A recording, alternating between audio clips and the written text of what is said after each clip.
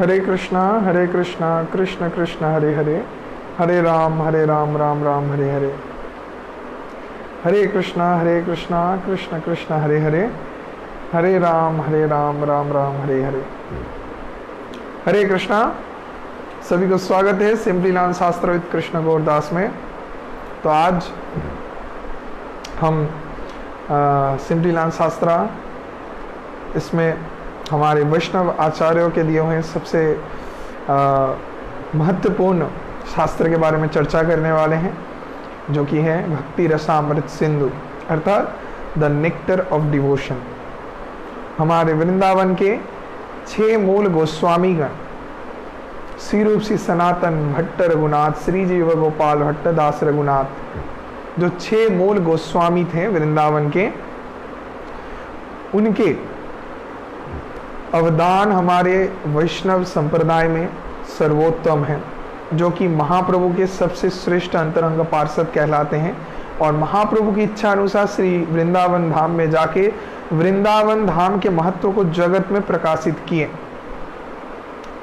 तो आज उसी सर्व गोस्वामी गण में 6 जन हमारे चीफ गोस्वामी श्रीला रूप गोस्वामी के चरण में वंदन करते हुए और बाकी सभी गोस्वामी के चरण में प्रार्थना करके, उनकी कृपा को उपलब्ध करके और गुरु के कृपा के द्वारा हम भक्ति रसामृत सिंधु के तत्वों के बारे में आज आप सभी को बताएंगे। जहाँ पे इस भक्ति रसामृत सिंधु ग्रंथ में क्या बताया गया है, ये बहुत ही उच्च कोटि का भाव है, जिसमें हमारे वैष्णव शास्त्र में कैसे राधा कृष्ण का और सभी गोपियों का, गोप सखाओं का, माता यशोदा, पिता नंद महाराज से लेके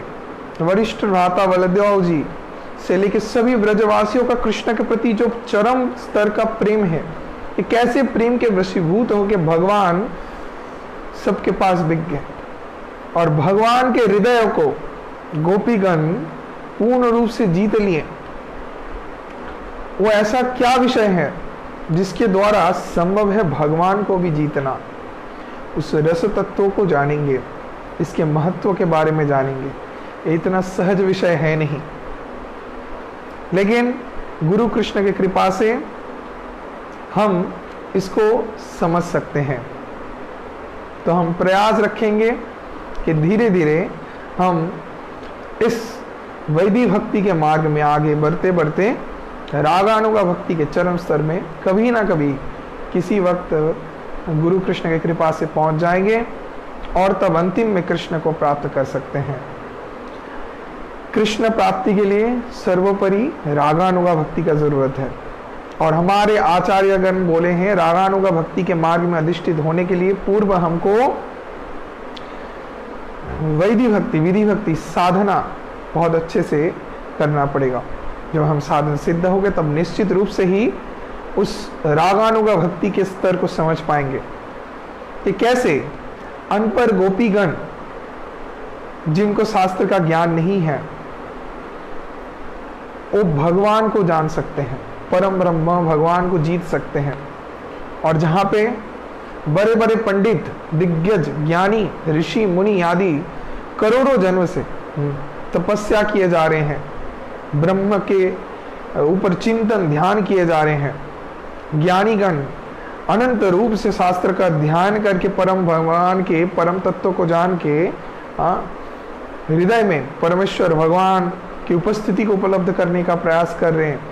ऐसे आदि बहुत सारे विषयों को अपनाने का प्रयास कर रहे हैं, लेकिन कृष्ण को जान नहीं पाए, उनको दर्शन नहीं कर पाए। लेकिन सिर्फ और सिर्फ रागानुगा भक्ति के द्वारा कृष्ण के प्रति चरम स्तर पे वो प्रेम प्रकट करके गोपीगण के वशीभूत हो गए परम ब्रह्म भगवान। ये रहस्य तत्व क्या है, इसके उच्च कोटि के भाव में हम सभी पहुंचेंगे। तो ये सहज नहीं है, लेकिन हम प्रयास जरूर रखेंगे तो धीरे धीरे हम निश्चित रूप से गुरु कृष्ण की कृपा से इस जटिल तत्व को भी समझ पाएंगे। तो चलिए आज शुरुआत करेंगे इस भक्ति रसामृत सिंधु बुक के ऊपर। जानेंगे इसमें क्या है। ये बहुत ही पावरफुल चीज़ है। हम प्रयास करेंगे जितना सहज सरल तरीके से इसको आप सभी को व्यक्त किया जाए। तो हम पहले कीर्तन करेंगे जय राधा माधव, उसके बाद मंगलाचरण करके गुरु वंदना करके फिर हम प्रवेश करेंगे भक्ति रसामृत सिंधु में और हम बताएंगे हमारे सर गोस्वामी के तत्वों के बारे में। तो पहले कीर्तन करते हैं। हे नाथ नारायण हरे, हे नाथ नारायण हरे, हे नाथ नारायण हरे, हे नाथ नारायण हरे। जय गोपाल कृष्ण मुरारी, जय गोपाल कृष्ण मुरारी, जय गोपाल कृष्ण मुरारी, जय गोपाल कृष्ण मुरारी। वासुदेवा गिरिधारी, वासुदेवा गिरिधारी, दीनबंधो दुख हरे, दीनबंधो दुख हरे। है नाथ नारायण हरे, हे नाथ नारायण हरे, हे नाथ नारायण हरे, हे नाथ नारायण हरे।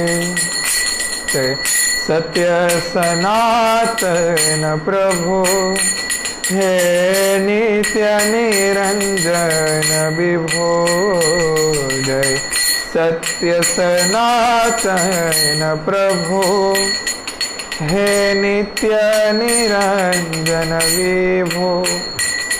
दीनबंधो दुख हरे, दीनबंधो दुख हरे, दीनबंधो दुख हरे।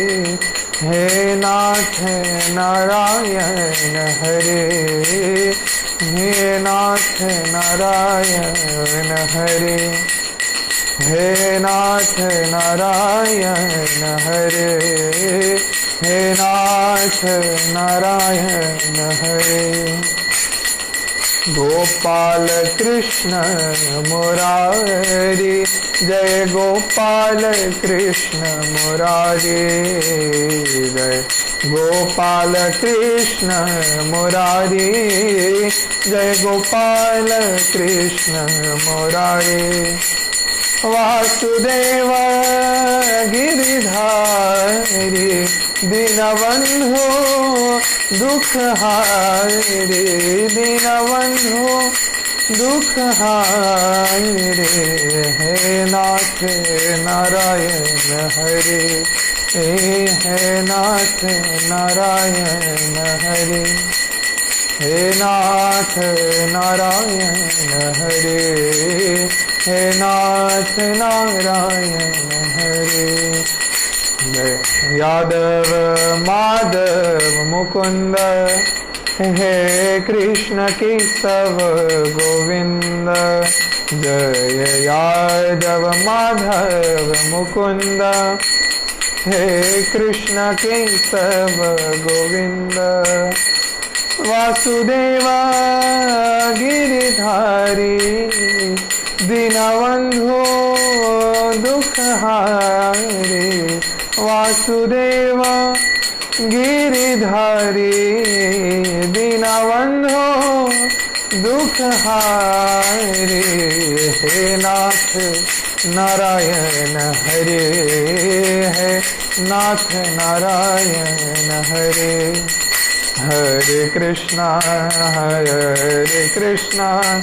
कृष्णा कृष्णा हरे हरे, हरे राम राम राम हरे हरे। हरे कृष्णा कृष्णा कृष्णा हरे हरे, हरे राम राम राम हरे हरे। हरे कृष्णा कृष्णा कृष्णा हरे हरे, हरे राम राम राम हरे हरे। हरे कृष्णा कृष्णा कृष्णा हरे हरे, हरे राम राम हरे हरे। हरे कृष्णा कृष्णा कृष्णा हरे हरे, हरे राम राम हरे हरे। हरे कृष्णा कृष्णा कृष्णा हरे हरे, हरे राम राम हरे हरे।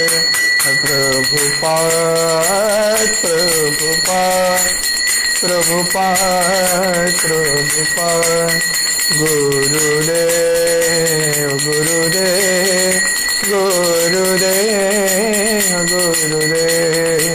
हरि बोल, गौरा हरि बोल, हरि बोल, हरि बोल।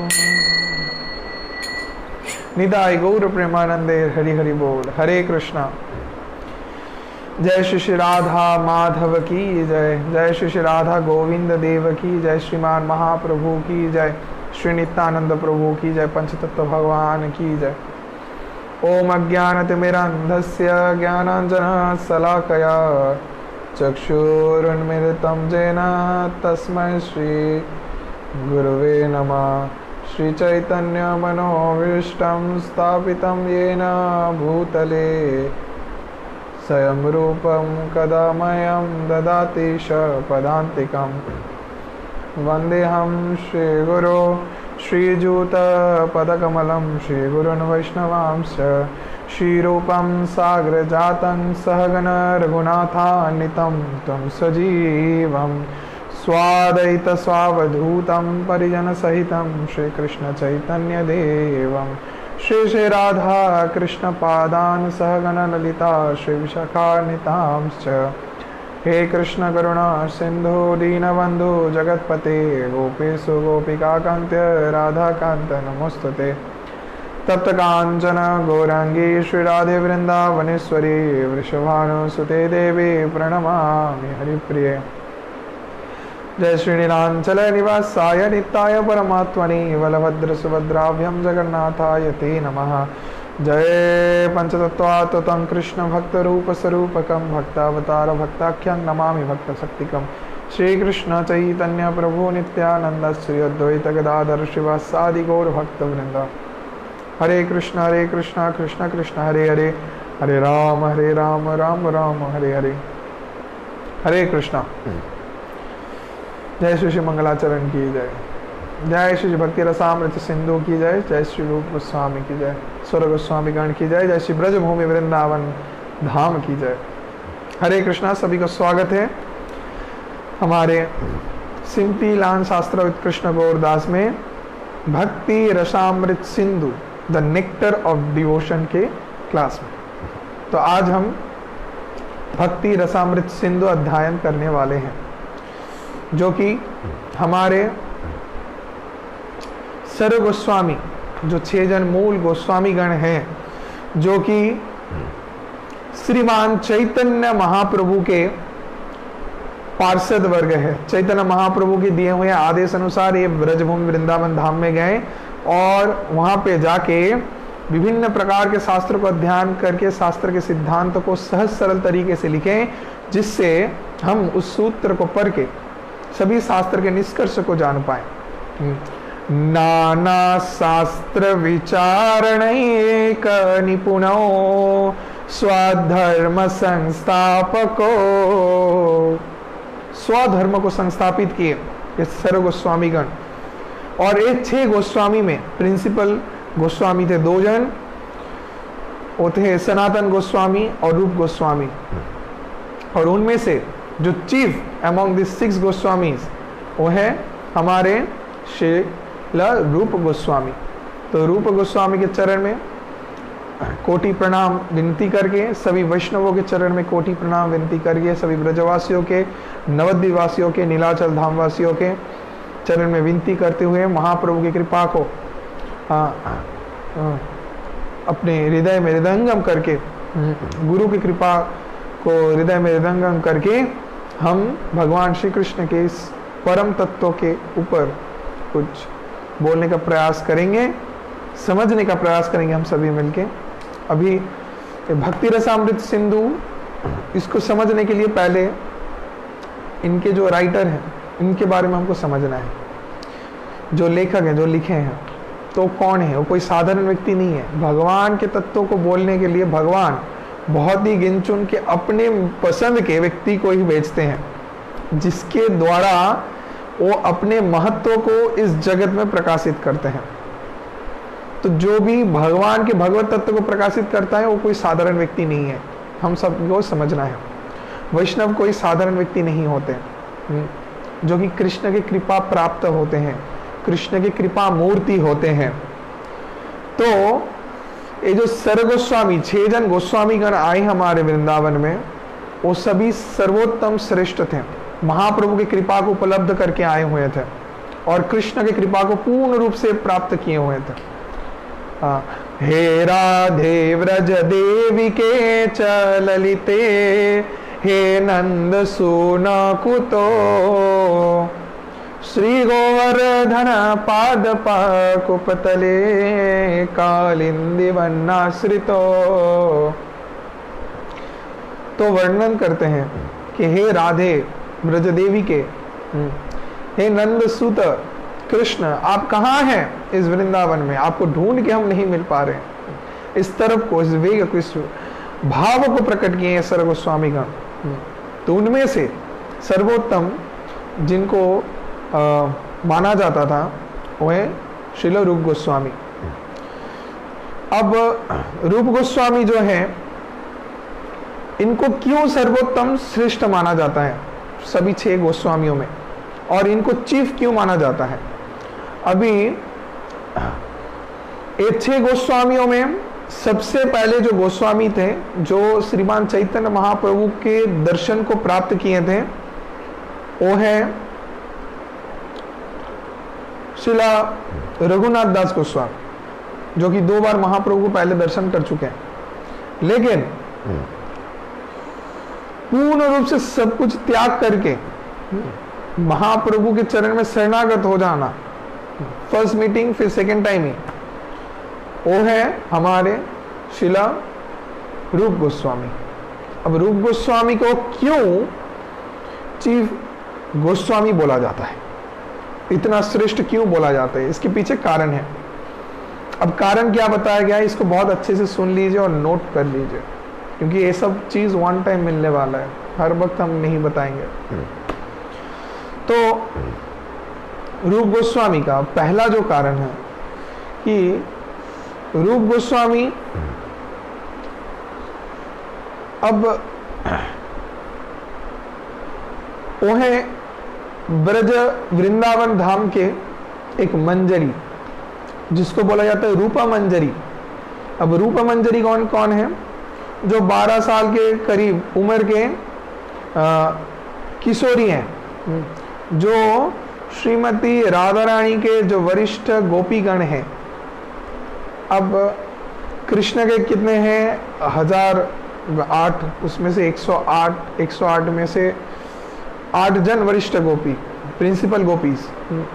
तो प्रिंसिपल गोपीज में जो मूल गोपी हैं, अर्थात एक जन chief among all the principal 8 gopis, वो है श्री ललिता देवी, जो कि राधा रानी का सेवा करती हैं और जानती हैं कि कैसे कृष्ण को आकर्षित किया जाए, कृष्ण को संतुष्ट किया जाए, तो सभी रस तत्वों को जानती है। तो ललिता देवी सबसे वरिष्ठ है इसमें। अब ललिता देवी को हेल्प करती है मंजरीगण, मंजरी बाकी सेविकागण। तो उन सेविका मंजरियों में सर्वोत्तम श्रेष्ठ है रूप मंजरी, अर्थात रूप गोस्वामी। तो भगवान के नित्य वैकुंठ भगवत धाम में, गोलोक वृंदावन धाम में वो रूप मंजरी है। तो ये उनका फर्स्ट क्वालिफिकेशन है, जिसके लिए उनको चीफ बोला जाता है, इतना बड़ा उनका स्तर है। दूसरा कारण क्या है कि वो खुद को पूर्ण रूप से महाप्रभु को पहले बार दर्शन करने बाद ही समर्पित कर दिए थे। और जहां पे महाप्रभु के साथ वो बैठ के साक्षात महाप्रभु के दर्शन करते हुए महाप्रभु से 10 दिन कुछ रस तत्वों के बारे में जाने। और वो क्या था? वही था भक्ति रसामृत सिंधु, और रस तत्व जो सर्वोत्तम है, सबसे श्रेष्ठ है, भक्ति रसामृत सिंधु। और उसके सिंधु का बिंदु, अर्थात जो सिंधु है, समुद्र है, सागर है, उसका एक बिंदु सिर्फ महाप्रभु उनको प्रदान किए 10 दिन में। और वो पवित्र स्थान था प्रयाग तीर्थ, प्रयागराज। तो प्रयागराज में महाप्रभु के साथ रह के उनका संवाद हुआ था, महाप्रभु उनको शिक्षा प्रदान किए थे। तो जो बहुत ही एलिवेटेड है, बहुत ही उच्च कोटि का विषय है, तो जिसके कारण रूप गोस्वामी को श्रेष्ठ माना जाता है। और तीसरा कारण जो है, जिसमें हम मंत्र बोलते हैं, श्री चैतन्य मनोवृष्टम स्थापितम येन भूतले स्वयं रूप कदायमायम ददाति पदांतिकम। श्री चैतन्य मनोवृष्टम, जो श्री चैतन्य महाप्रभु के मन के अभिलाष को जानते हैं, मनोवृष्टम स्थापितम येन भूतले, जो श्रीमान चैतन्य महाप्रभु के मन के वांछा को जान के उसको वास्तव में प्रतिष्ठा किए, संस्थापित किए। स्वयं रूप कदामय, वो कौन है? स्वयं साक्षात रूप गोस्वामी का। तो रूप गोस्वामी के चरण में बारंबार हम प्रणति निवेदन करते हैं, मंत्र में हम उच्चारण करते हैं। तो रूप गोस्वामी कौन है? रूप गोस्वामी वही व्यक्ति है जो महाप्रभु के हृदय के बात को जानते थे। महाप्रभु को जो नहीं बोलते फिर भी वो जान जाते, तो इतने श्रेष्ठ हैं। जो लीला को भी हम चैतन्य चरितामृत में भी पढ़ते हैं, जिसके बारे में बताया गया, जहाँ पे चैतन्य महाप्रभु जब इस प्रयाग तीर्थ में उनके साथ थे, उसके बाद महाप्रभु जब चले गए तो महाप्रभु वृंदावन के लिए जाएंगे। तो इतने में महाप्रभु को घुमा के नित्यानंद प्रभु अद्वैत आचार्य के पास उधर शांतिपुर में लेके आए। फिर सची माता से मिलन हुआ। उसके बाद जब महाप्रभु गमन करेंगे पुनः, तो उस समय वो गए थे, बहुत ही प्रसिद्ध स्थान है, तो हमारे बंगला में आता है वो स्थान। हाँ, वहाँ पे जाके महाप्रभु सबसे पहले रूप गोस्वामी सनातन गोस्वामी को दर्शन प्रदान किए थे। तो वहाँ पे रूप सनातन स्थली है, स्थान है। तो महाप्रभु मालदा में आता है स्थान। तो महाप्रभु को दर्शन करके तुरंत ही उनके मन में बहुत वासना हुआ महाप्रभु के चरण में शरणागत हो जाने का। तो तब वो महाप्रभु को प्रणाम किए और उसके बाद जब लौट के आए फिर तुरंत ही वो सब कुछ धीरे धीरे त्याग करने लगे। वैराग्य उनके हृदय में प्रकट हुआ। उसके बाद सब त्याग करके महाप्रभु के पास चले गए थे। और वो बंगाल में आके जितने भी उनका काम था सब कुछ संभाल के सब ठीक ठाक करके फिर वहाँ से चले गए और महाप्रभु से मिले श्री नीलाचलपुरी धाम में। और नीलाचल में कहाँ रहते थे? सिद्ध वकुल में हरिदास ठाकुर के साथ। अब ये रूप गोस्वामी, सनातन गोस्वामी, ये जो हमारे गोस्वामी गण है, आचार्य गण है, ये लोग कोई साधारण व्यक्ति नहीं है। पहले तो समझ लीजिए कि ऐसा नहीं सोचना है कि इन लोगों का कोई काम नहीं था, कि ये लोग ऐसे ही घूमते थे कि अच्छा चलो भक्ति कर लेते हैं, ऐसे ही रहेंगे, खाने को मिल जाएगा, रहने को मिल जाएगा, हाँ बहुत सम्मान मिल जाएगा। These people were the topmost personalities during their time. उनके समय में सबसे बड़े बड़े व्यक्तित्व थे रूप गोस्वामी और सनातन गोस्वामी। तो महाप्रभु के समय, उस समय बंगला में 1400 साल के उस समय 1400 से 1500 साल के समय बंगाल में जो शासन करते थे, तो यहाँ के राजा थे हुसैन शाह। तो हुसैन शाह के आश्रित रह के मिनिस्टर थे, गवर्नमेंट मिनिस्टर थे, और एक जन फाइनेंस मिनिस्टर थे रूप गोस्वामी और सनातन गोस्वामी। इन लोगों का पोस्ट इतना बड़ा था। मटेरियल पोस्ट के बारे में हम बता रहे हैं और उनकी मटेरियल क्वालिफिकेशन के बारे में पहले बता दे रहे हैं। दोनों इतने बड़े पोस्ट में थे। फाइनेंस मिनिस्टर थे एक जन, और जहाँ पे सब कुछ इन लोगों का हाथ में था, ये लोग सब देखभाल करते थे। और हुसैन शाह कभी भी कुछ भी डिसीजन लेंगे तो इन दोनों ब्राह्मण से लेते थे। हालांकि ये दोनों साउथ के थे, लेकिन बाद में आके ये लोग बंगाल में रह गए और यहाँ पे हुसैन शाह के अंडर में रह के ये लोग काम करते थे। तो हुसैन शाह थे मुसलमान राजा, तो वो इन दोनों का पांडित्य, इनके इंटेलिजेंस को देख के, इनके क्वालिफिकेशन को देख के आश्चर्य रह गया। और उनके जो मौलवी थे, गुरु, तो मौलवी साहब उनको बताए थे कि ये दो जो ब्राह्मण हैं, इन दोनों को अगर तुम रखोगे तो तुम्हारा भविष्य बहुत ही उज्जवल रहेगा, तुम्हारा नाम बहुत होगा और तुम बहुत अच्छे से अपने राज कार्य को संभाल कर पाओगे। तो इसके कारण इस दोनों ब्राह्मण को रखा हुआ था राजा हुसैन शाह। अब दोनों ब्राह्मणों से सभी प्रकार के बड़े बड़े डिसीजंस लिए जाते थे। ये दोनों इतने बड़े पर्सनालिटीज थे, इनका पर्सनल सिक्योरिटीज था। और इनको जो मंथली सैलरी मिलता था वो आज के समय lakhs and lakhs rupees, huge amount. साल में इनको करोड़ों करोड़ रुपए मिलते थे, क्योंकि ये लोग इतने बड़े पोजीशन होल्डर थे। हमारे गोस्वामी, रूप गोस्वामी और सनातन गोस्वामी, नो दिस। अब रूप गोस्वामी एंड सनातन गोस्वामी दोनों विभिन्न प्रकार के भाषा जानते थे, विभिन्न प्रकार के भाषा, और उस सभी में पांडित्य अर्जन कर लिए थे। बहुत ही कम उम्र में शास्त्र को पढ़ के शास्त्र के ऊपर पांडित्य अर्जन कर लिए थे। इनको अरबी आता था, फारसी आता था, उर्दू आता था, संस्कृत, इस सभी में चरम स्तर में थे। इनके जैसे उस समय कोई नहीं था। इनका इंटेलिजेंस टॉप मोस्ट, एकदम सबसे प्रसिद्ध, और पैसे का ना कोई कमी। और जिस घर में जन्म लिए ब्राह्मण कुल में, उच्च कोटि के ब्राह्मण कुल, साउथ इंडियन ब्राह्मण्स, और जहां पे काम भी करते थे वहां का भी पोस्ट पोजीशन, सब कुछ सर्वोत्तम श्रेष्ठ स्तर का था। और आध्यात्मिक ज्ञान जब हृदय में प्रवेश हुआ, महाप्रभु को दर्शन कर गए, तब इनके हृदय में धीरे धीरे कृष्ण प्रेम प्रकट होने लगा, हृदय निर्मल होने लगा, चरित्र में परिवर्तन आया। ये सब कुछ त्याग करके अपने सुख, ऐश्वर्य, जो कुछ था उनके पास, सब कुछ छोड़ के महाप्रभु के दास बनने को गए। और जब महाप्रभु के दास बनने गए तो महाप्रभु को क्या बोल रहे हैं?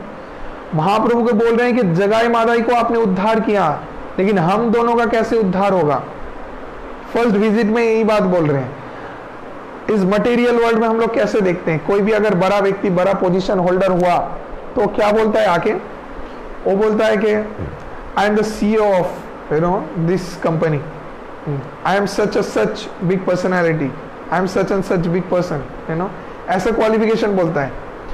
और ये दोनों महाप्रभु का आके बोल रहे हैं क्या, वी आर अनक्वालिफाइड, हमारे पास जो कुछ भी है वो कोई काम का नहीं है कि हम आपके चरण में जाके सेवा करें। ऐसा विनयी भाव ये लोग प्रकट कर रहे हैं, इतना कुछ रह के भी इनके पास। और क्या बोल रहे हैं, बोले जगाई मादाई जो सबसे नीचे थे, सबसे निकृष्ट थे, अधम पापी दुराचारी थे, उनको आपने उद्धार किया, लेकिन हम दोनों का उद्धार कैसे होगा, हम लोग ब्राह्मण होके भी इस मुसलमान राजा के आश्रित रह के इसके सेवा कर रहे हैं। तो ये जो भी दुराचार भी करवाया तो दुराचार भी हम लोग किए काम करने के लिए, तो हम लोग कोई अंश से ही योग्य नहीं है आपके सेवा करेंगे महाप्रभु। तो महाप्रभु के चरण में क्षमा प्रार्थना कर रहे हैं और बोले हमारा कैसे उद्धार होगा, कि आपका भाव सुन के, आपका चिंतन करके। तो ऐसे जब खुद के हृदय के कष्ट को व्यक्त करे महाप्रभु, तो महाप्रभु सुन के आश्चर्य गया। महाप्रभु क्या बोला, महाप्रभु बोले तुम्हारे इस वेदना को सुन के मेरा हृदय फट जा रहा है कि तुम लोग क्या बोल रहे हो, इतना बड़ा स्तर है तुम्हारा और तुम ऐसे बोल रहे हो। तो इसको बोलते हैं quality, this is called a personality. Personality ऐसा होना चाहिए कि आपके पास जितने भी पोस्ट पोजीशंस क्वालिफिकेशंस रहे ना क्यों, you have to be humble like anything. और जो हमको सिर्फ और सिर्फ भक्ति सिखाता है, एकमात्र भक्ति में अगर हम जाएंगे तभी हम हम्बल हो सकते हैं, तभी हम लोग सबमिसिव हो सकते हैं, तभी हम गुरु के अधीन रह सकते हैं। नहीं तो नहीं, नहीं तो इस जगत में कुछ भी कर लीजिए आप कभी भी सुख को प्राप्त नहीं कर सकते, ना आप जीवन में सुखी हो सकते हैं, ना ही आप हम्बल हो सकते हैं। इस दुनिया में जिनके पास पैसा है, जिनके पास रूप है, जिनके शरीर में बहुत ताकत है, जो बहुत फेमस है, तो लोग दादागिरी करते हैं, वो अपने मनमर्जी करते हैं, वो किसी के आश्रित नहीं रहना चाहते, वो भगवान के अस्तित्व को भी नहीं मानते, वो खुद को ही भगवान मानते हैं। लेकिन वास्तव में जिसके पास प्रकृत शक्ति भगवान की कृपा से मिला हुआ है, भगवान की कृपा से जिसके अंदर बुद्धि है, अगर वो मनुष्य है तो सभी जीवों को सम्मान करेगा, वो छोटे से छोटा पशु को भी सम्मान करेगा, क्योंकि हमको कोई अधिकार नहीं है कि हम मनुष्य हैं अर्थात हम किसी को भी छोटा करें, निकृष्ट करें, अपमानित करें, तुच्छ करें। हम सभी दास हैं किसके, भगवान के, भगवान के परमाराध्य गुरुदेव जो सर्वोत्तम प्रिय हैं उनके दास हैं। ये हमारा क्वालिफिकेशन है, इसको हमको समझना है, जो हमको सिर्फ और सिर्फ भक्ति सिखाता है। और बिना भक्ति के जीवन पशु जैसे, पशु भी समाना, शास्त्र बोल रहे हैं, धर्म के अलावा जीवन पशु के जैसा है। तो हमारे आचार्य वर्ग इस दृष्टांत को सिखा रहे हैं हमको, ऐसा नहीं कि वो सिर्फ लिख के चले गए, वो अपने पर्सनल लाइफ में इस सब चीज को आचरण कर देते हैं, जिसको देख के हम लोग सीख रहे हैं और जिसको देख के साक्षात महाप्रभु पिघल गए। हाँ, तो जो रूप गोस्वामी थे उनका नाम मुसलमान राजा डाले थे दबीर खां। तो दबीर खां, दबीर अर्थात जो एक फारसी शब्द है जिसका अर्थ आता है कि जो धन संपत्ति देखते हैं, फाइनेंस को देखते हैं, और खां जो रिस्पॉन्सिबिलिटी इसको कर रहे हैं, उस दावी खां। और उनके ही भाई अर्थात सनातन गोस्वामी, उनका नाम था साकेर मलिक, और अनुपम वो भी उनके भाई थे। तो अनुपम उनका नाम वल्लभ था, श्री वल्लभ बोला जाता था उनको। और उनके ही पुत्र और एक हमारे छर गोस्वामी में एक जन गोस्वामी है जिनका नाम है जीव गोस्वामी। ठीक है, तो 3 गोस्वामी इधर से इस फैमिली से ही आ गए। फिर गोपाल भट्ट गोस्वामी उधर वेंकट भट्ट का पुत्र, जिनके बारे में हम बताए थे, वो आए थे। और रघुनाथ दास गोस्वामी जो बाद में आए, तो ऐसे ही 6 गोस्वामी हुए। तो अभी महाप्रभु रामकेली में, जो मालदा में, अभी हमको याद आया, रामकेली, मालदा में रामकेली है, बहुत ही प्रसिद्ध स्थान है, जहाँ पे महाप्रभु सबसे पहले दर्शन दिए थे रूप गोस्वामी और सनातन गोस्वामी को, और दोनों दंडवत प्रणाम करके उसी समय एकदम अपने हृदय को अर्पित कर दिए।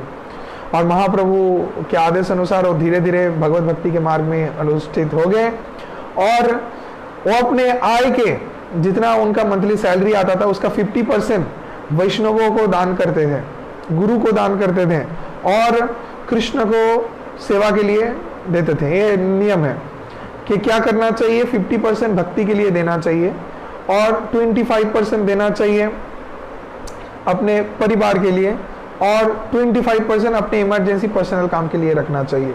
जो लोग इनकम करते हैं, जिनका इनकम का सोर्स है, वैष्णव समाज में इसका नियम ऐसा है कि 50% भगवान के भक्ति के लिए, भगवान की भक्ति अर्थात भगवान के लिए, भगवान के भक्तों के लिए और भक्ति के प्रचार हेतु खर्च करना चाहिए, 50% ऑफ योर इनकम, और उसमें से 25% अपने फैमिली के लिए और 25% अपने पर्सनल इमरजेंसी काम के लिए रखना चाहिए। तो ये सब काम को संभालने के लिए, ठीक ठाक करने के लिए वो कर रहे थे। उसके बाद जाके वो महाप्रभु की कृपा को लाभ करके महाप्रभु के पास चले गए। तो प्रयागराज में, उस प्रयाग तीर्थ में ही हम लोग जो मंत्र बोलते हैं, नमो महावदन्नाय कृष्ण प्रेम प्रदाय, महाप्रभु का जो मंत्र है, कृष्णाय कृष्ण चैतन्य नामने गौरतिसे नमः, तो ये मंत्र कंपोज किए थे उसी समय हमारे रूप गोस्वामी, और जिसके मूल रस तत्व को प्रकट किए रूप गोस्वामी, जिसके कारण रूप गोस्वामी को रस आचार्य भी बोलते हैं, रसा आचार्य। और जो सनातन गोस्वामी हैं, उनको बोला जाता है सिद्धांत आचार्य, सिद्धांत आचार्य। तो रूप गोस्वामी को और एक नाम से भी माना जाता है, उनको माना जाता है कि वो अविद्याधिदेव जो है, अर्थात जिस प्रोसेस से, डिवोशन से भगवान को प्राप्त किया जाता है, अविदेव, तो अविदेव आचार्य भी बोला जाता है रूप गोस्वामी को। इस शिक्षा को उन्होंने प्रदान किया, हम सभी को सिखाए कि कैसे कृष्ण को प्राप्त कर सकते हैं भक्ति के द्वारा, उस प्रोसेस को, तो उनको युक्त करना, तो इसलिए अविदेव आचार्य भी उनको बोला जाता है। और सनातन गोस्वामी को बताया जाता है संबंध आचार्य, भगवान के साथ कैसे संबंध को जोड़े, इसको सिखाए थे सनातन गोस्वामी। और प्रयोजन आचार्य है रघुनाथ दास गोस्वामी, प्रयोजन अर्थात कारण, हेतु, सर्वोपरि भगवान, जिसको बोला जाता है आपका साध्य साधन तत्व, जो सर्वोपरि साध्य विषय है, और साधना के द्वारा कैसे उनको प्राप्त किया जाता है, इस चीज को सिखाया। तो रूप गोस्वामी देखिए, आप लोग बुक में भी देख सकते हैं जिनके पास बुक है।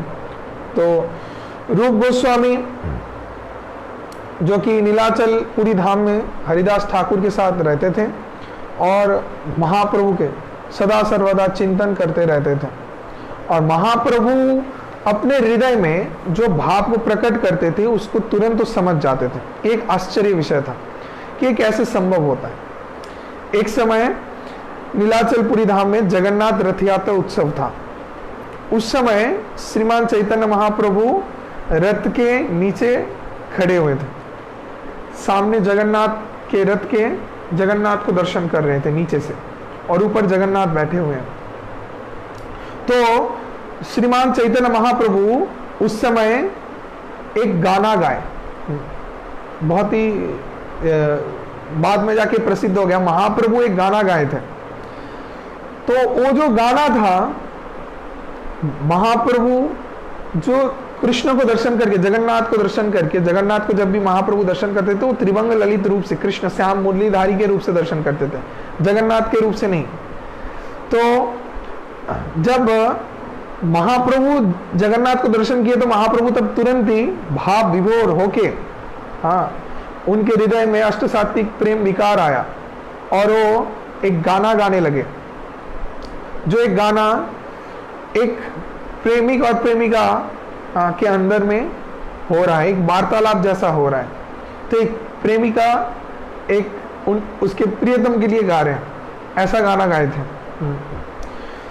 जिसमें ऐसा बता रहे हैं, जिसका अर्थ जो है कि हम वही हैं, तुम वही हो, और दोनों आज आमने सामने हैं।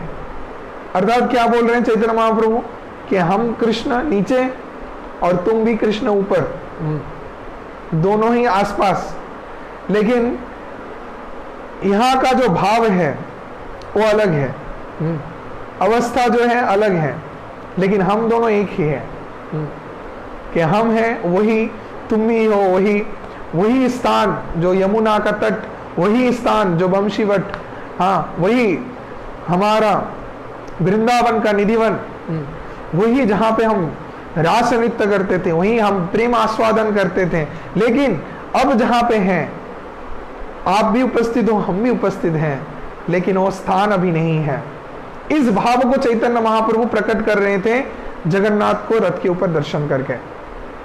अब इस गाने को कोई समझ नहीं पाया, जितने भी वैष्णव वहां पे उपस्थित थे, मुकुंद, फिर रामानंद राय, हाँ, फिर स्वरूप दामोदर से लेके जितने भी पार्षदगण, शिवानंद आदि उपस्थित थे, कोई समझ नहीं पाया कि महाप्रभु क्या गा रहे हैं, इसका अर्थ क्या है। लेकिन रूप गोस्वामी एक जन थे जो समझ गए। अब रूप गोस्वामी समझे, इसको भी महाप्रभु बाद में जाके समझ पाए। जब महाप्रभु रामानंद राय को लेके हरिदास ठाकुर के पास गए थे, तो वहां पे कुटीर के सामने देखे कि एक पत्र में लिखा हुआ है उस गाने का मीनिंग, जो रूप गोस्वामी आके लिख दिए। तो सच एलिवेटेड पर्सनालिटी, इतना इंटेलिजेंस। अब महाप्रभु देख के आश्चर्य रह गए, बाप रे, ये कैसे समझा?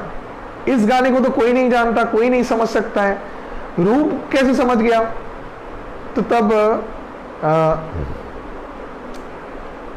राय रामानंद महाप्रभु को बोल रहे कि महाप्रभु, आपकी इच्छा के बिना कैसे कोई व्यक्ति कुछ जान पाए? ये आपका मन का इच्छा है, जिसके लिए ही आपने उनको कृपा किया है तो लिख पाए, वो इस तत्व को समझ पाए। तुम ही भगवान, साक्षात आप भगवान हैं, तो आपकी कृपा से इस जगत में सब कुछ नियंत्रित होता है। आप ना चाहे तो एक पेड़ का पत्ता भी नहीं हिले, तो आप चाहे, आपकी कृपा को उसने उपलब्ध किया, जिसके लिए ही वो ऐसे लिख पाए।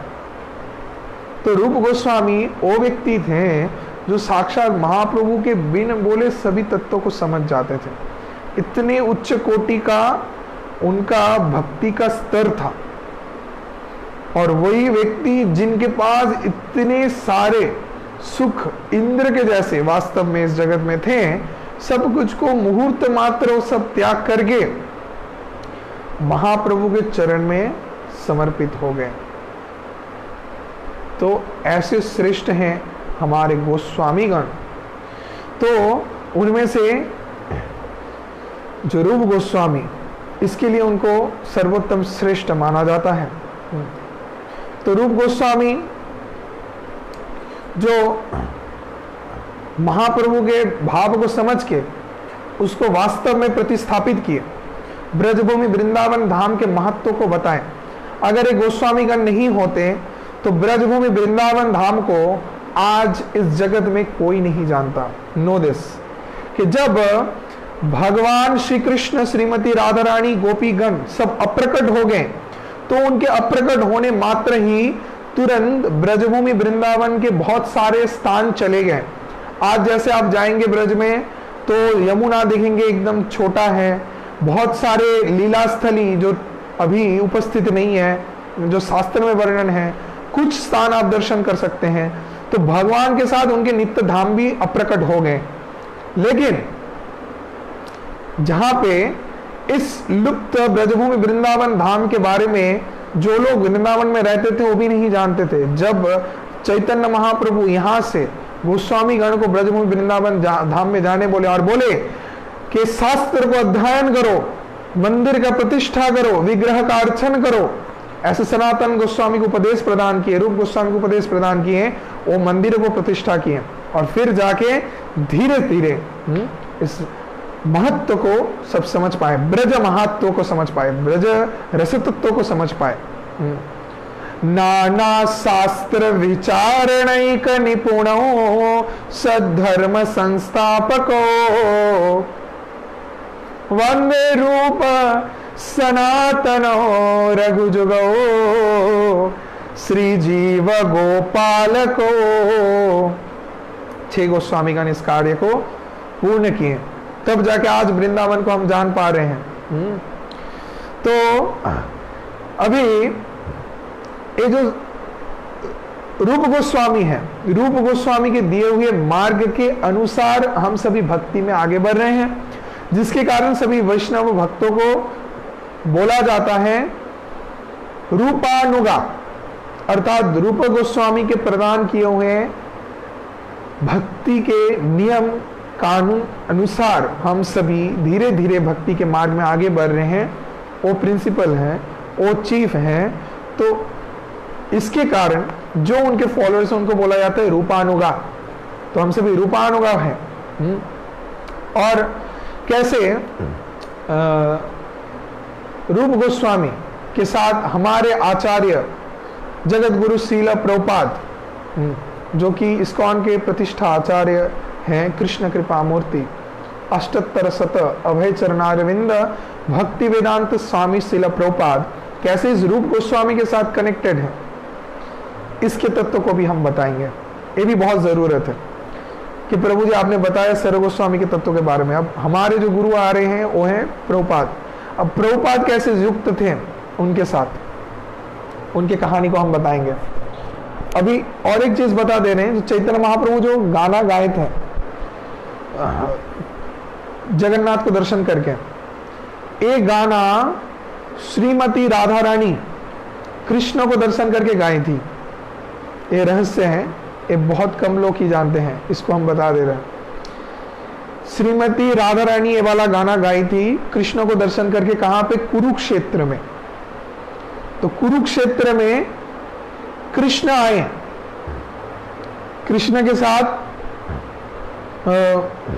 आई थी सुभद्रा महारानी और बलदाव जी, और उनके माता पिता भी आए थे वहां से, वसुदेव, हाँ, और देवकी।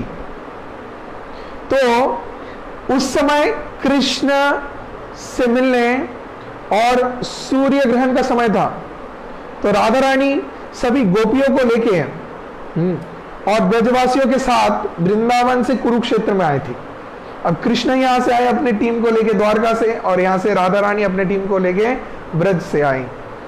अब जब राधा रानी कृष्ण को देखी तो देखते ही राधा रानी मूर्छित हो गई, और राधा रानी मूर्छित हो गए, राधा रानी क्रंदन करने लगी, रोने लगी, और रोते रोते राधा रानी बोलने लगी कृष्ण को ये वाला गाना जो महाप्रभु गाए कि हम वही हैं, तुम वही हो, लेकिन जो परिस्थिति अवस्था है ये अलग है। दोनों एक हैं, दोनों एक ही प्राण हैं, लेकिन ये वो ब्रजभूमि वृंदावन नहीं है, क्योंकि कृष्ण रथ के ऊपर थे, कृष्ण मुकुट पहने हुए थे, कृष्ण क्षत्रिय जैसे वस्त्र को धारण करते हैं, हाँ, तो वैसे सब वस्त्र को धारण किए हुए, अस्त्र धारण किए हुए हैं। और राधा रानी, सखागण, गोपीगण, नंद महाराज, माँ यशोदा आदि ब्रजवासीगण सभी कृष्ण को देखने में अभ्यस्त हैं कि जहां पे कृष्ण सर पे पगड़ी करते हैं, वनमाला पहनते हैं, शरीर में धूल लिपटा रहता है ब्रज का, और जो हर वक्त गाय चराते हैं, गोप सखाओं के साथ खेलते हैं, बदमाशी करते हैं, बांसुरी बजाते हैं। लेकिन ये तो अलग ही कोई कृष्ण आया, ये तो द्वारकापति है, द्वारकाधीश है, लेकिन हम जिस कृष्ण को जानते हैं ये तो वो कृष्ण नहीं है। तो इस भाव को प्रकट कर रही थी श्रीमती राधा रानी, और तब ये गाना को गाई थी। अब उसी गाने को रथ के समय श्रीमान चैतन्य महाप्रभु जगन्नाथ को दर्शन करके गाने लगे। हरि वो, बहुत ही उच्च कोटि का भाव है, बहुत ही उच्च कोटि का विषय है। तो महाप्रभु कौन है? महाप्रभु साक्षात राधा कृष्ण प्रणय विकृति अल्लादिनी शक्ति स्मार्ट देहत मना भुवि भुरा देह भेतो गतौ तौ। राधा कृष्ण प्रणय विकृति अल्लादिनी शक्तिस्मात्, तो राधा कृष्ण के प्रणय अनुसार विकृत होके दोनों अलग देह को धारण किए।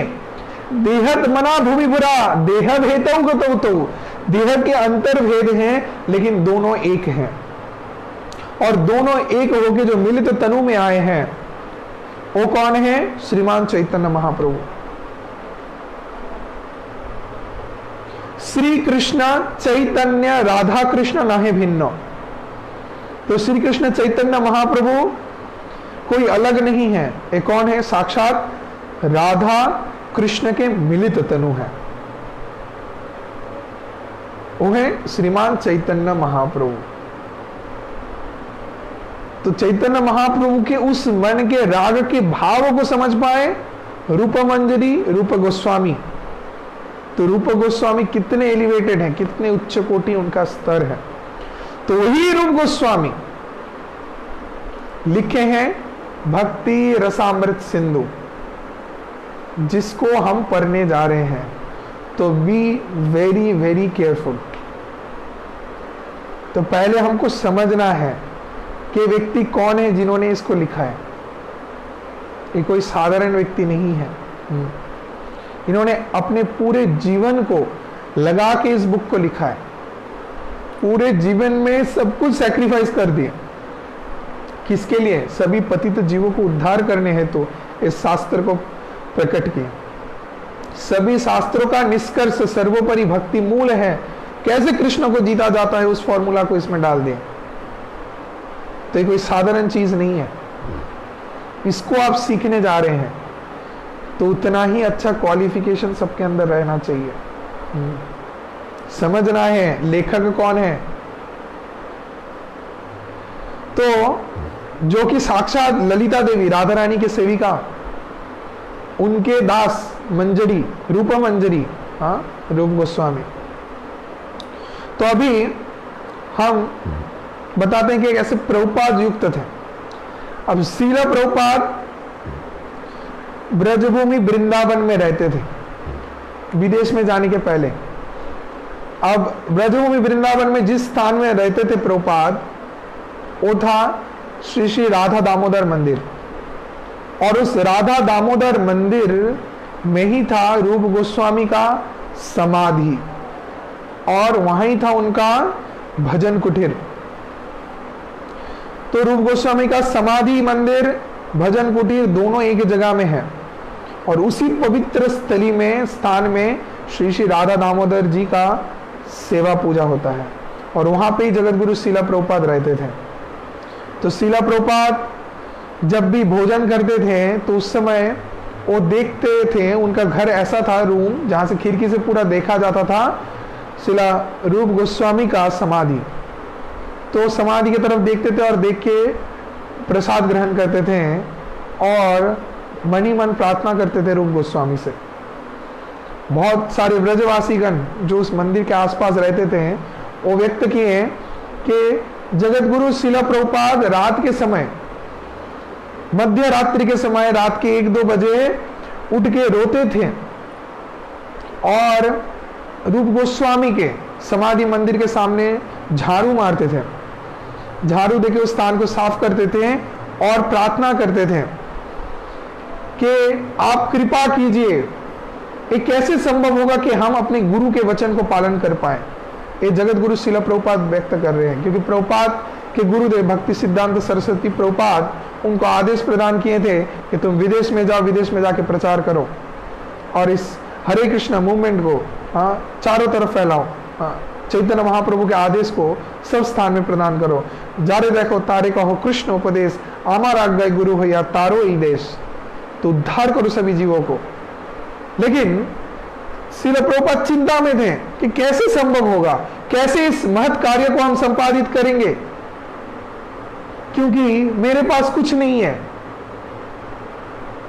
ना ही कोई शिष्य वर्ग है, कुछ नहीं है। हम कैसे विदेश में जाएं, कैसे इसको प्रचार करें?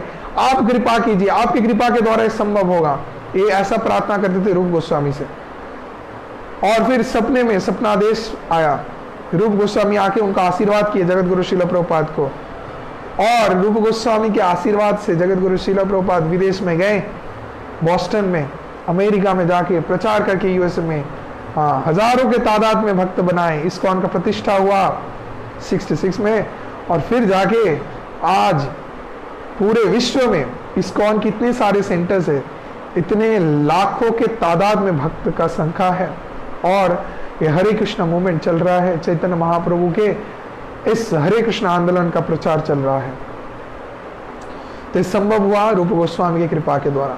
तो रूप गोस्वामी की कृपा को प्राप्त किए हुए हैं हमारे जगत गुरु श्रील प्रभुपाद।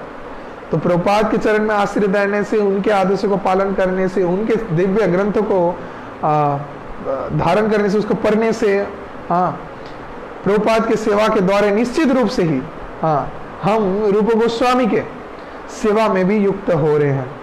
तो हम रूप गोस्वामी की कृपा को भी, सर गोस्वामी की कृपा को भी उपलब्ध कर सकते हैं।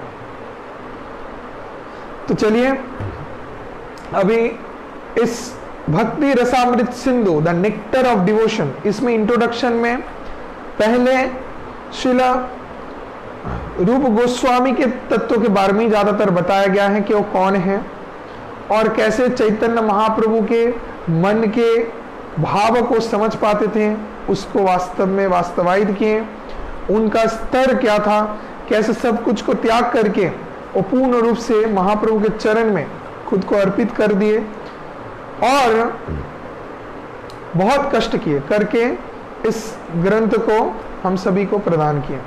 इसके बारे में बताया गया। अब इस जो ग्रंथ है भक्ति रसामृत सिंधु, इसका अर्थ क्या है हम बता। भक्ति रसामृत सिंधु, भक्ति के बारे में इस भक्ति रसामृत सिंधु में बताया गया। भक्ति किसको बोलते हैं? अहितु की सेवा करना, कृष्ण का सेवा करना, सर्विंग आवर मास्टर, उनका सेवा करेंगे, इसको बोलते हैं भक्ति, devotion. Serving the Lord is called devotion, इसको भक्ति बोलते हैं। अहेतु की अप्रतिहता ये यत मासु प्रसीदति, अहेतु की अप्रतिहता, अहेतु की, there shouldn't be any motivation और एनीथिंग कि इसके लिए भक्ति करेंगे, इसलिए करेंगे, इसको करेंगे तो इतना प्राप्त होगा, इतना पैसा आएगा, घर आएगा, परिवार आएगा, ये होगा, वो होगा। नो मोटिवेशन, नथिंग, सिर्फ भक्ति करना है। अहेतु की, कोई हेतु नहीं रहना चाहिए, सिर्फ कृष्ण के संतुष्ट, बस इसके बाहर कुछ नहीं। Only for the pleasure of Krishna, nothing else. अहेतु की अप्रतिहता, अप्रतिहता कथा का अर्थ क्या है? जिसको आप तोड़ नहीं सकते, खंड नहीं कर सकते, डिटरमाइंड, एकदम कुछ भी हो जाए ना क्यों जीवन में, always remember Krishna, never forget Krishna.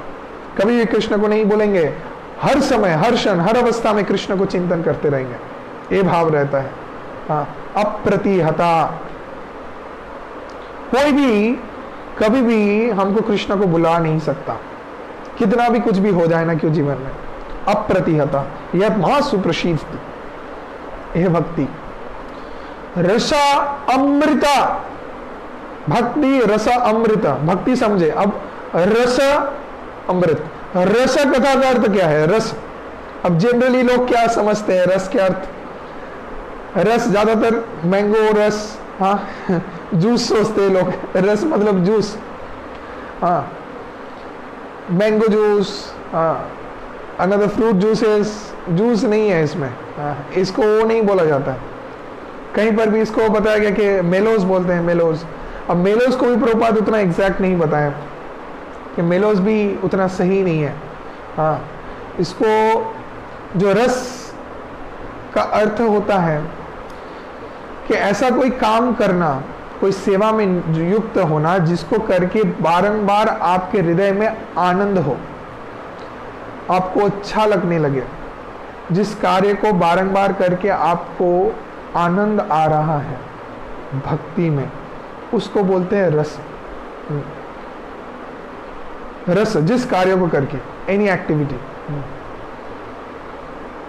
So by doing any activity again and again, by repeating it again and again, one gets pleasure. That is considered as rasa. उसको रस बोलते हैं। बार बार करने से आपको एक आनंद मिल रहा है मन में, इसको बोलते हैं रस। अब ये जो रस है, ये सिर्फ आध्यात्मिक नहीं होता, जागतिक भी होता है। ये रस दो प्रकार के होते हैं। रस अर्थात समझे, this is activity, some activities, कोई काम करना जिसको करके बार बार आनंद होता है। ये जागतिक रस है और आध्यात्मिक रस है, दोनों ही हैं। तो जागतिक रस किसको बोलते हैं? जहां पे जागतिक कोई काम करके हमको बारंबार आनंद मिल रहा है, उसको करना। और एक होता है आध्यात्मिक रस, आध्यात्म रस तत्व, जिसमें आध्यात्मिक कार्य को करके भक्ति भाव में रह के हमको आनंद मिलता है। वो रस सर्वोपरि है, उसको इस जागतिक रस के साथ कंपेयर नहीं कर सकते। जागतिक रस कैसा? जैसे इस बुक में बताया गया है कि कोई व्यक्ति दिन रात दौड़ रहा है पैसे के पीछे, पैसा प्राप्त करने के लिए बहुत मेहनत कर रहा है, बहुत कष्ट कर रहा है। अब कुछ पैसा उससे आ रहा है और उससे जाके उसको बहुत आनंद मिल रहा है, और जो जो चीज़ भोग करना चाहता है फटाफट सब कुछ खरीद ले रहा है और लेके उसको भोग किया जा रहा है। तो भोग, फिर कुछ समय बाद उसको त्याग किया, फिर दूसरा कुछ चीज़ नया आ गया जिसके प्रति आसक्ति, ज़्यादा पैसा इनकम करने के लिए और ज़्यादा मेहनत कर रहा है, फिर उसको लिया, फिर कुछ समय बाद उससे विरक्ति आ गया, फिर नया कुछ खरीदना है, फिर दूसरा आसक्ति। तो ये जो भोग त्याग त्याग भोग, भोग त्याग त्याग भोग, ये जो चक्कर चलता है जगत में, इस जड़ जगत में जागतिक आसक्ति के प्रति, मोह माया के प्रति, तो इसको जागतिक रस बोला गया है। इसमें भी आनंद है, लेकिन ये आनंद आपके जीवन में दुख का कारण बनेगा। पहले मजा, उसके बाद सजा होता है। और आध्यात्मिक रस जिसको बोलते हैं, वो है भगवान के साथ अंतरंग भक्त जो संपर्क रखता है और उस संपर्क के द्वारा वो भगवान के अपराकृत कृष्ण भावनामृत सेवा में नियुक्त होके सेवा से कृष्ण को संतुष्ट करने का प्रयास करता है, और उसमें जो उसको आनंद मिलता है, इसको आध्यात्मिक रस बोलते हैं। तो इस बुक में जो भक्ति रसामृत बोला गया है, भक्ति अर्थ ही आप लोग समझ गए, डिवोशनल सर्विस, और रस अर्थात इसको करके जो आनंद है, इसमें जो आनंद है, उस आनंद के बारे में बताया गया। अब प्रकृत आनंद किसको बोलेंगे प्रभु जी, थोड़ा अगर इसको एक्सप्लेन करें। प्रकृत आनंद उसको बोलते हैं जो है कांस्टेंट, जो हर समय हर वक्त उपस्थित रहे और दिन भर दिन बढ़ता रहे, ये कभी भी घटता नहीं है, कभी भी कम नहीं होता है। अगर आनंद कम होते रहा अर्थात वो आनंद है ही नहीं। Clearly no this. आनंद का जो डेफिनेशन है, दिन भर दिन वो बढ़ता रहेगा। क्या बताया गया है? आनंदम बुद्धि वर्धनम पतिपदम पूर्णामृता स्वादनम। आनंदम बुद्धि वर्धनम, वो अम्बुधि जैसा जिसको बोले समुद्र, और से बूंद बूंद धीरे धीरे बढ़ते बढ़ते समुद्र के जैसा। आनंदम बुद्धि वर्धनम, एक एक बूंद धीरे धीरे बढ़ता रहेगा। प्रतिपदम, हर पद में, हर एक स्टेप में आपको आनंद मिलता रहेगा। बुद्धिवर्धनम प्रतिपदम पूर्णामृत आस्वादम, और सभी में पूर्ण अमृत आस्वादन करने जैसा परम शांति को व्यक्ति प्राप्त कर पाएगा। इसको बोलते हैं हैप्पीनेस, इसको बोलते हैं आनंद। अब कोई अगर जागतिक कर्म आप कर रहे हैं और उसमें अगर आनंद हर वक्त आपको नहीं मिल रहा है, मतलब उसमें आनंद है ही नहीं, that is not Anand at all, that is not happiness at all, तब आप गलत फहमी में है कहीं पे। इसको आपको समझना है। दारू पिए, इतना मेहनत करके, इतना पैसा लगा के, दारू का नशा जब तक रहा तब तक बहुत अच्छा फील कर रहे हैं, और जब नशा उतर गया तो बस हरि बोल, फिर से वास्तव अवस्था में लौट के आए, खुद को देख रहे गटर के सामने पड़े हुए हैं कुत्ते के साथ, तो आनंद चला गया। तो जब तक थे तो तब तक बहुत आनंद था, नशे के अंदर चूराचूर, और नशा उतर गया मतलब वास्तव अवस्था में चले। तो ये कैसा आनंद है? इसको आनंद बोलते ही नहीं है। आनंद जो होगा वो कांस्टेंट रहेगा और दिन भर दिन बढ़ता रहेगा। इसलिए भक्त लोग जो हैं भक्ति में रहते हैं उनको परम आनंद मिलता है, और हर क्षण मिलता है आनंद, जिसके लिए वो भक्ति में जुड़े रहते हैं और भी ज्यादा से ज्यादा। और दिन भर दिन ये आनंद और भी बढ़ता रहेगा, कभी घटेगा नहीं, कम नहीं होगा। आनंदम बुद्धिवर्धनम पतिपदम पूर्णामृत स्वादनम सर्वात्म सपनम परम विजयते श्री कृष्ण संकीर्तनम। और वो भगवान के संकीर्तन करने से, भगवान के नाम गुण कीर्तन करने से, भगवान की भक्ति करने से, भगवान के दिव्य नाम का जप करने से निश्चित रूप से ही वो बढ़ता रहेगा। जिसका परम विजय होगा उस व्यक्ति का जय जयकार होगा। श्री कृष्ण संकीर्तनम, उस संकीर्तन का जय हो, तो इसको बोलते हैं आनंद। तो अगर कोई रस भाव प्रकट हो रहा है जिसमें हमको आनंद मिल रहा है तो हमको समझ जाना है। तो जागतिक रस और आध्यात्मिक रस, तो जागतिक रस का क्या कैटेगरी है, क्या उससे हमको मिलता है, हम समझ गए, उसमें कुछ नहीं है भोग त्याग में। लेकिन भगवान के भगवत भक्ति में जो रस है वो सर्वोपरि है, सबसे आनंदमय है। तो इसलिए हमको इस भक्ति के रस को आस्वादन करना चाहिए। और भक्ति का रस के बारे में इसमें बताया गया 12 प्रकार के रस तत्व हैं, उसमें 5 मुख्य रस तत्व है, अर्थात 12 रति हैं, उसमें 5 मुख्य रति हैं। हम डिटेल्स में बाद में जब आएगा तब बताएंगे, आज इंट्रोडक्शन के ऊपर बता रहे हैं क्या क्या और है। और जहां पे भक्ति रस अमृत, उसके बाद आते हैं सिंधु। अमृत कथा का अर्थ क्या है? जो आपको उद्धार कर दे, अमर कर दे। अमृत, अमृत का एक क्वालिटी है। तो भक्ति रस अमृत सिंधु जो पढ़ता है, जो श्रवण करता है और यथार्थ रूप से भक्ति के इस रस अमृत में डुबकी मारता है, तो निश्चित रूप से ही वो व्यक्ति दूसरे जन्म में एटलीस्ट मनुष्य होगा, पशु तो नहीं होगा। इतना गारंटी दे रहे हैं हमारे आचार्य। तो एक कंफर्म है कि वो मनुष्य होगा, एटलीस्ट मनुष्य योनि को प्राप्त करेगा। तो कौन जानता है कि नेक्स्ट लाइफ में क्या होने वाले हैं? कोई कॉकरोच हो गया, कोई डॉग हो गया, कोई हॉग हो गया, कोई कैमल हो गया, कुछ। अगर इस भक्ति रसामृत सिंधु को अच्छे से अध्ययन करें, भक्ति के भाव को अपने हृदय में हृदयंगम करें और धीरे धीरे अधिष्ठित होकर गुरु के आदेश अनुसार भक्ति में आगे बढ़ते रहें, तो निश्चित रूप से ही व्यक्ति दूसरे जन्म में मनुष्य देह को धारण करेगा। इतना तो अश्योर कर रहे हैं हमारे आचार्य। तो हमको इसको पालन करना चाहिए बहुत अच्छे तरीके से। अब अमृत के बारे में और एक भी बताया गया है, ये जो श्रीमद् भागवतम है, भागवतम रसमाल्यम रसिका भुवि भावुकः। तो भागवत को रसमाल्यम बताया गया है पूर्ण रूप से रस तत्व से। तो इस भक्ति भाव के रस तत्व से बना हुआ है हमारा श्रीमद् भागवतम। तो इसलिए भागवतम को समझने के लिए हमको अच्छे से भक्ति रसामृत सिंधु के रस तत्वों को समझना पड़ेगा भक्ति के। तो हम बहुत अच्छे से उस आनंद को, भागवतम को पढ़ के आस्वादन कर सकते हैं।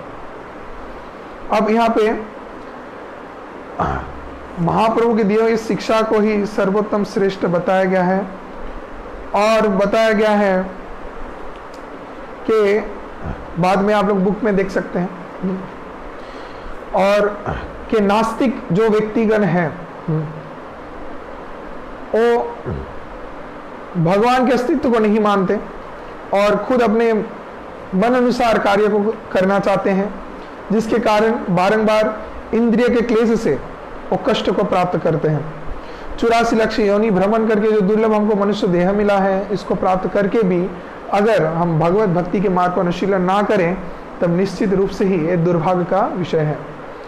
अब और क्या बताया गया है जहां पे कि जैसे एक संतान अपने माता पिता को प्यार करता है, अपने भाई बहन को प्यार करता है, फिर धीरे धीरे अपने आत्मीय सज्जन, समाज, संप्रदाय, देश, जाति सभी को प्यार करता है, लेकिन सर्वोपरि इस प्यार से वो संतुष्ट नहीं होता है। कहीं ना कहीं उसके जीवन में कमी कमी रह जाता है। क्यों? कारण यही है कि सर्वोपरि उसको संतुष्टि नहीं आता कि वो भगवत धाम से, इस स्थान से नहीं है। This is an alien place जहाँ पे हम आए हैं, हमारा पूर्ण आश्रय है, मूल घर है भगवत धाम, भगवान का घर जहाँ से हम लोग आए हैं। तो वहाँ का जो प्रेम है, वहाँ का जो भाव है, उसको जब अपने हृदय में हृदयंगम करेंगे तभी निश्चित रूप से हम संतुष्ट हो पाएंगे। इस जगत में कुछ भी हमको मिल जाए ना क्यों, हम कभी भी संतुष्ट नहीं हो सकते। तो जैसे बताया गया है उदाहरण स्वरूप, एक बहुत अच्छा उदाहरण दिया, बहुत अच्छा एग्जाम्पल दिया। एग्जाम्पल क्या है कि जैसे एक पेड़ को पुष्ट करने के लिए, एक पेड़ को पुष्ट करने के लिए पेड़ के मूल में पानी दिया जाता है। जब पेड़ के मूल में पानी देंगे तब पूरा पेड़ पुष्ट होगा। तब हमको पत्तों में, डाल, शाखाएं, फूलों में पानी देने का जरूरत नहीं है। और उधर अगर पानी भी डालें तो कोई काम का नहीं है, इसको हमको जानना है। अगर मूल में पानी डालेंगे तो फूल, फल, पत्ते, डाल, शाखाएं सभी में पानी पहुंच जाएगा, सब पुष्ट हो जाएंगे। और अगर हम सिर्फ डाल, शाखाएं, फूल, फल में पानी डाल रहे हैं, पेड़ के मूल में पानी नहीं डाल रहे हैं, तो तब क्या होगा? तब पेड़ कुछ दिन बाद मर जाएगा। तो ऐसे ही बाह्यिक प्रयास में इतने लगे पड़े हुए, इस जागतिक आसक्ति की भोग वृत्ति में इतना दौड़ रहे हैं कि भगवत भक्ति नहीं कर रहे हैं, जो कि जीवन का सबसे बड़ा मूल है। तो उसमें दर्शन नहीं कर रहे हैं, उसमें आग्रह को प्रकट नहीं कर रहे हैं, जागतिक इच्छा को ज्यादा से ज्यादा पूर्ण प्राप्त करने के पीछे दौड़ रहे हैं। तो इससे हमको जीवन में कष्ट मिलता है और अंतिम में भी हमको नरक में जाना पड़ेगा, नरक यंत्रणा भोग करना पड़ेगा। लेकिन जो व्यक्ति बुद्धिमान है वो सबसे ज्यादा प्रायोरिटी देगा भक्ति को, भक्ति में मूल में पानी डालेगा तो सब कुछ पुष्ट हो जाएगा कृष्ण की कृपा से। इस चीज को जानेगा। और एक बहुत अच्छा उदाहरण यहां पे दिया गया है कि जैसे बहुत अच्छा एक उदाहरण है कि जैसे अगर शरीर को परिचालित अच्छे से करना है, शरीर को सुस्त रखना है, तो उसके लिए आपको खाना अपने पेट में डालना है। अगर मुंह से खाना अच्छे से आप ग्रहण करें, आपका पेट संतुष्ट हो, पेट भर जाए, तो स्वाभाविक तरह से आपके सभी इंद्रियां बहुत अच्छे ढंग से संचालित होते रहेंगे, आप सुस्त रहेंगे। लेकिन अगर आप खाना आपके कान में डाल रहे हैं, आंख में डाल रहे हैं, नाक में डाल रहे हैं, हाथ में डाल रहे हैं, ये सब करना मूर्खता होता है, ये मूर्ख व्यक्ति करते हैं। और इससे जाके शरीर कभी भी सुस्त नहीं होगा। रोजाना आप अपने खाने को कान में डालते रहो और कुछ खाओ, मुंह से मत, पेट में खाना मत डालो, तो कुछ दिन बाद ही आपका शरीर पूरा सुस्त हो जाएगा। आप ना चल पाओगे, ना खा पाओगे, ना आंख से ठीक से देख पाओगे। आपके जो इंद्रियों को आप पुष्ट करने का प्रयास कर रहे हैं, वो सभी इंद्रियां काम करना बंद कर देगी। लेकिन अगर आप अपने पेट को संतुष्ट रखें, उसको जब भी भूख लगे, जैसा भी भूख लगे आप उसको खिला रहे हैं, संतुष्ट रख रहे हैं, पेट में खाना पहुंच रहा है, न्यूट्रिशंस पहुंच रहे हैं, वहां पे प्रोटीन, कार्बोहाइड्रेट, फैट, जो भी जरूरत है देह को, उसको ठीक ढंग से मिल जा रहा है, तो आपकी इंद्रियां ठीक ठाक परिचालित होते रहेंगे। तो भगवत भक्ति ऐसा विषय है।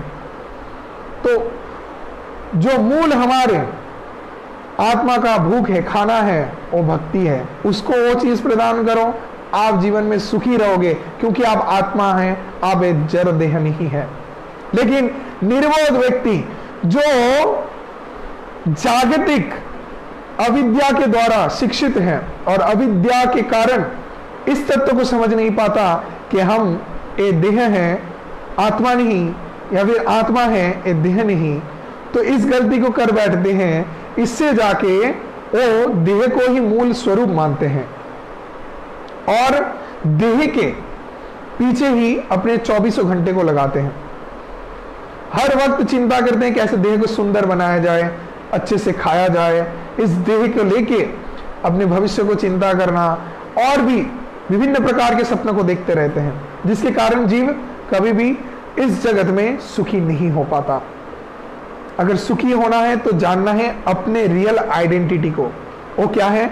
हम सभी चिन्मय आत्माएं हैं। We all are spirit souls, the part and parcel of supreme personality of God and Lord Krishna. हम सभी चिन्मय आत्माएं हैं जो परम ब्रह्म भगवान परमेश्वर श्री कृष्ण के अविच्छेद्य अंश हैं, उनसे आए हैं, वो पूर्ण हैं, उनके अंश हैं हम सभी। हम सभी का कर्तव्य है उनको संतुष्ट करना, उनका सेवा करना। इसको करेंगे तो हम संतुष्ट रहेंगे। तो अगर इस फॉर्मूला को हम अपने लाइफ में अपनाएं तो निश्चित रूप से हम सुख शांति को प्राप्त कर सकते हैं, निश्चिंत रह सकते हैं। और अगर इस देह के पीछे ज्यादा दिमाग लगाएं, देह को संतुष्ट करने के पीछे ज्यादा दौड़ते रहें, तब ये क्या हो गया? मूर्खता हो गया। जैसे कोई व्यक्ति अपने हाथ के बारे में चिंता कर रहे, कान के बारे में चिंता करे, आंख के बारे में, नाक के बारे में, मुंह के बारे में और बाकी सब चीजों के बारे में शरीर में, लेकिन अपने पेट के बारे में ही चिंता नहीं कर रहा है। पेट को भूख लग रहा है लेकिन उसको खाने नहीं दे रहा है। चिंता कर रहे हैं, बाकी सब कुछ करेंगे, करके सुस्त रहेंगे, एकदम शरीर को ठीक रखेंगे, लेकिन जहां पे खाना डालना है पेट में, वहां पे खाना नहीं डाल रहे हैं। तो भगवत भक्ति नहीं कर रहे हैं, भक्ति के मार्ग को अनुशीलन नहीं कर रहे हैं और बाकी इस जगत में सभी कामों में डूबे पड़े हुए हैं। तब कैसे हमको सुख मिलेगा? कैसे हमको शांति मिलेगा? कभी भी नहीं मिल सकता। तो इसीलिए सभी चीजों में हमको रहना है, एटलीस्ट भक्ति को मूल केंद्र करके रहना है। भक्ति को अपनाइए, भक्ति को अपने जीवन में धारण कीजिए, ग्रहण कीजिए, और साथ ही साथ जो भी आपके घर परिवार संसार जो भी आपका कर्तव्य है उसको कीजिए, लेकिन भक्ति को मूल रखिए। भक्ति को मूल रखें, कोई भी कर्म कर्तव्य को हम करेंगे तो निश्चित रूप से ही हम सुखी होंगे, शांति को प्राप्त कर सकते हैं। यही सर्वोपरि भक्ति हमको शिक्षा प्रदान करता है। तो इसी शिक्षा से हम सभी को शिक्षित होना है और भक्ति से, भक्ति भाव से कृष्ण के चरण में समर्पित होना है। ये भक्ति रसामृत सिंधु पूर्ण रूप से हम सभी को उसी भक्ति के मूल रहस्य तत्व को, सूत्र को बताता है कि जिसको धारण करके अंतिम में हम कृष्ण को स्मरण करके कृष्ण को प्राप्त कर सकते हैं। तो ऐसे ही भक्ति के सर्वोत्तम श्रेष्ठ स्तर को प्राप्त करने के लिए हम सभी को गुरु के चरण में आश्रित रहना पड़ेगा। हम सभी को हमारे आचार्य के चरण में आश्रित रहना पड़ेगा, और जिसके द्वारा ही हम राधा कृष्ण गोपीगण और ब्रज के उस प्रेम भाव को समझ पाएंगे और भक्ति से ही कृष्ण को, श्रीमती राधा रानी को जीत पाएंगे। इसी रस तत्व को भक्ति रसामृत सिंधु में हमारे रूप गोस्वामी व्यक्त कर रहे हैं। तो आज हम इस भक्ति रसामृत सिंधु के इंट्रोडक्शन में, भूमिका में इस चीज के बारे में बता दिए कि जिसके ऊपर ये भक्ति रसामृत सिंधु बताया गया है। सर्वोपरि जो इसके लेखक हैं वो कौन हैं, उनके बारे में बताएं। तो नेक्स्ट हमारे क्लास में, जहां पे हम पूर्ण रूप से प्रवेश कर जाएंगे और जानते रहेंगे कि भक्ति रसामृत सिंधु में एक से बढ़ के क्या क्या भक्ति के लक्षण के बारे में बताया गया है। तो सभी को बहुत धन्यवाद मेरे साथ जुड़े रहने के लिए। तो आप सभी ऐसे ही सुंदर भक्ति के रस तत्व को श्रवण करते रहिए, जानते रहिए और सभी को प्रचार कीजिए, सभी को उत्साहित कीजिए भक्ति के लिए, क्योंकि भक्ति ही एकमात्र प्रंथा है, एकमात्र रास्ता है जो आपको सुखी कर सकता है, जो आपके जीवन में आनंद को ला सकता है। और भी जागतिक इस जगत में कुछ भी आप कर लें उससे आप सुखी नहीं हो सकते।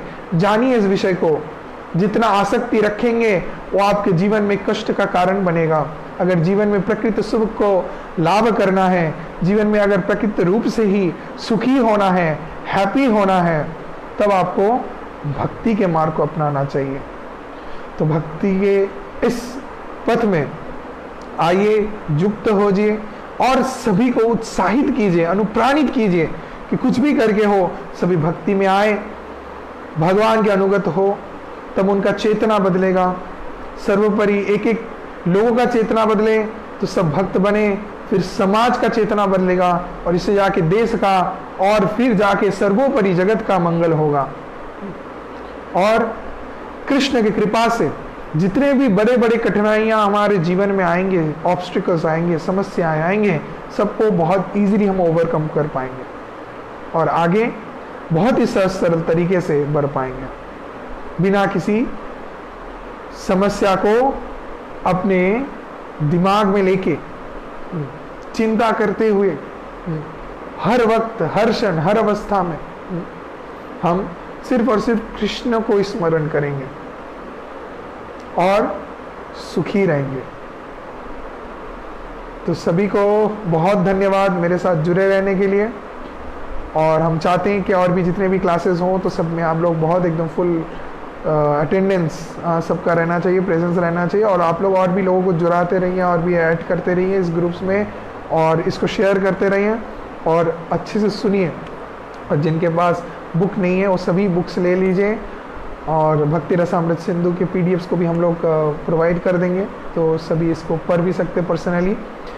और इससे जितने भी शिक्षाएं जो कुछ भी आप लोग आज नोट किए हैं तो इसको बहुत अच्छे से पढ़ते रहिए, और फिर नेक्स्ट बाद में इस डिस्कशन को हम लोग और भी जारी रखेंगे और भी डिटेल्स में आगे जाके हम प्रवेश करेंगे। सभी को बहुत धन्यवाद। हरे कृष्णा। जय श्री जगत गुरु श्रील प्रभुपाद की जय, रूप गोस्वामी की जय, परमाराध्य गुरुदेव की जय, समवेत भक्त वृंद की जय, निताय गौर प्रेमानंदे। हरि हरि बोल। हरे कृष्णा।